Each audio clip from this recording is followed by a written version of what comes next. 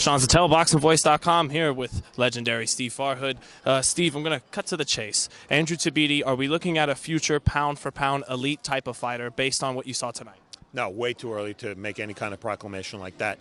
Remember, this was his first scheduled 10-round fight. So he did what he had to do to win. Thought he fought fairly well, showed a lot of poise, a lot of composure, but it's very early in the game. He's not really ready for the top 10 yet. Hopefully within a year he would be. There's multiple tools in boxing: speed, power, movement, stamina. Did you think he showcased each of those tonight?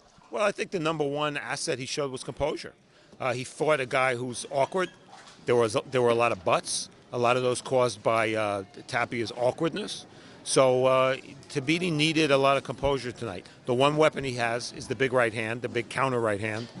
He showed some good body punching. Didn't see much of a left hook from him. That's something I think he needs to work on as a weapon.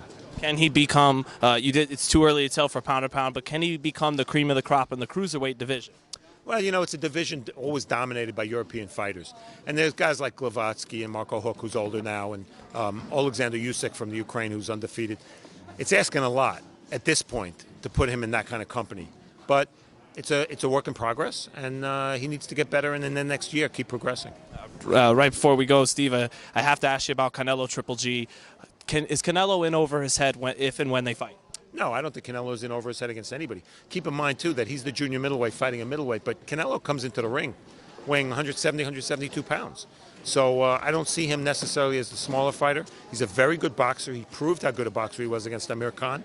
And for that reason, I think it's a competitive match. Well, that's the last question. Who wins if and when they do fight, if you had a gun to your head? I got to pick Golovkin, the natural middleweight, with all the power. I have to pick him, but I think it's a competitive fight. Thanks a lot, Steve. My pleasure. Thank you. All right.